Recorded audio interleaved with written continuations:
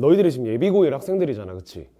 아마 학교에서 A, B를 못 받는 학생들이 많이 없을 거야. 수행까지 합치면은 거의 다 B를 받거든? 근데 너희가 A, B를 받는 기준이 1등급부터 9등급까지 형성되어 있는 그게 아니잖아, 그치?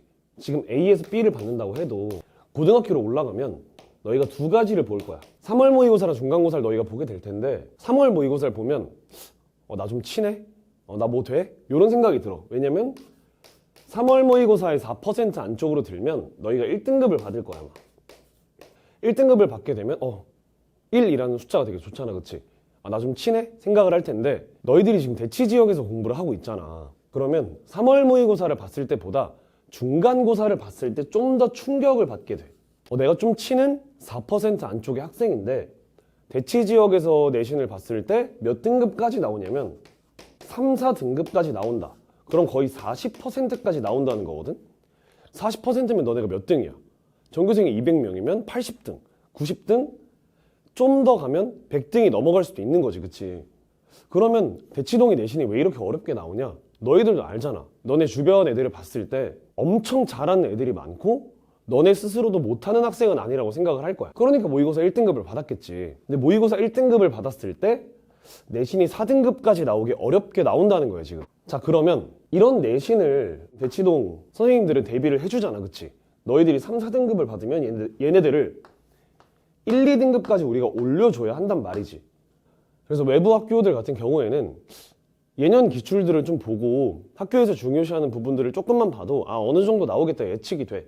모의고사를 못 보더라도 내신을 잘 보는 경우들이 외부 학교들에는 좀 많아. 근데 대치지역 같은 경우에는 1, 2등급까지 받으려면 그 정도 가지고는 안 되고 학교 프린트를 엄청나게 잘 봐야 되고 기출 문제들도 심도 있게 분석을 해줘야 돼. 보통 예를 들어서 중간고사 전 한 달이 있다고 하자. 이때를 우리는 시험 기간이라고 얘기를 하지, 그치? 그럼 외부 학교들이나 아니면 다른 학교들 같은 경우에는 보통 한 달 전에 프린트를 주죠. 그럼 강사 입장으로서 우리한테 이 프린트를 분석할 시간이 적어도 한 달이 있다는 거야. 그럼 프린트가 만약에 30문제가 나왔다.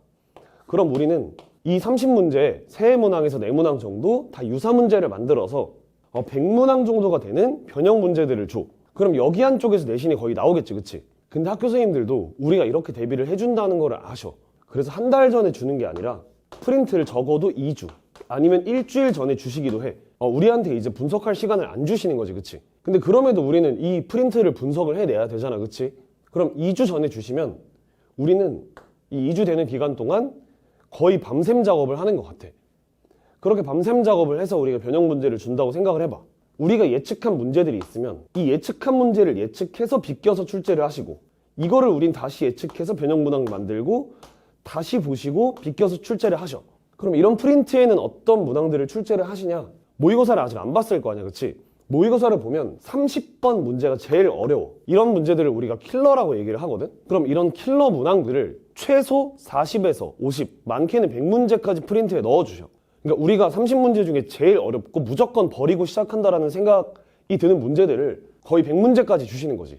그리고 이런 문제들을 우리가 20문제를 객관식이라고 생각을 해보자. 그러면 보통 19, 20번이 제일 어렵겠지. 그럼 이런 문제들을 19, 20번에 출제를 하냐? 그게 아니야. 12에서 14번 정도 되는 어렵지 않은 문제, 즉 우리가 준킬러나 빅킬러라고 부르는 이런 문제들은 뭐야? 무조건 맞춰야 되는 문제지, 그치? 이 문제를 풀 때 우리가 10분에서 20분 정도로 써야 풀 수 있는 문제들을 나 프린트해 줬으니까 무조건 맞춰봐. 근데 미리 줬잖아. 공부했지? 라고 물어보는 문제들 출제를 하시는 거야. 그러니까 이 프린트 자체를 아까 말했다시피 열심히 분석을 안 하면 1, 2등급은커녕 3, 4등급도 받기 아마 어려울 거야. 그러면 이렇게 어려운 킬러 문제들을 준킬러로 출제를 하신다면 그럼 내신에서 있는 진짜 킬러들은 뭘 내시냐? 순수 창작을 하셔. 아마 대부분의 학교 선생님들은 순수 창작을 많이 안 하시거든? 근데 대치지역 쌤들 같은 경우엔 19에서 20번 문제를 거의 순수 창작을 하시지.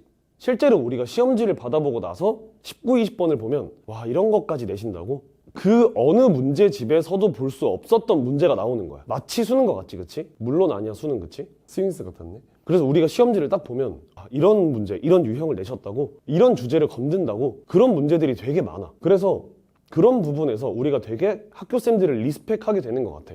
내신 대비를 할 때는 너무하다, 정말 너무하시다라는 생각을 많이 하는데 출제된 시험 문제를 보면 똑같이 수학을 공부하는 입장으로서 와, 이렇게까지 열심히 공부를 하셨구나, 열심히 연구를 하셨구나라는 부분이 리스펙을 많이 하게 되는 것 같아. 너희들이 이제 대치 지역에서 고등학교를 갈 거잖아. 그러면 모의고사를 잘 봤다고 나 좀 뭐 되나 보다 생각하지 말고 이 내신을 뚫을 준비를 좀 많이 해줘야지.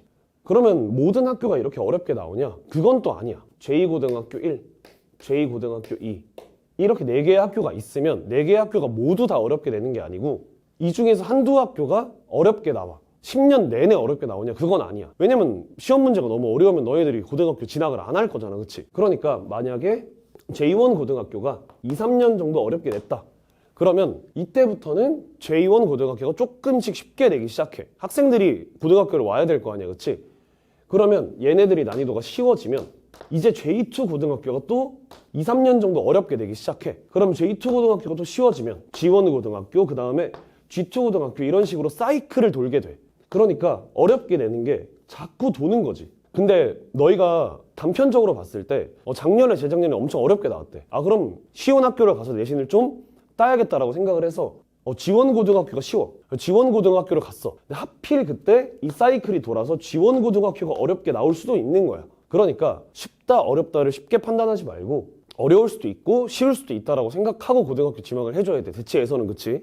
실제로 한 3, 4년 전까지는 여기 있는 제2원 고등학교가 엄청 어려웠어. 이 학교가 2019년부터 2021년 정도까지 엄청 어렵게 나왔어. 근데 이제 2021년 말부터 현재까지 제2원 고등학교 난이도가 꽤 많이 낮아졌거든. 그리고 제2 고등학교가 난이도가 올라갔어. 그러니까 너희들이 고등학교 지망을 할 때 쉽다 어렵다를 판단하기보다는 내가 가서 공부를 잘할 수 있는 분위기인지 이런 거를 잘 판단해서 지망을 해줘야 될 것 같아. 말을 너무 많이 했는데 잠 좀 깼니? 아까 누가 보니까 코를 좀 고는 것 같더라고. 자, 얘기는 여기까지 하고 남은 문제를 좀 마저 풀어보자.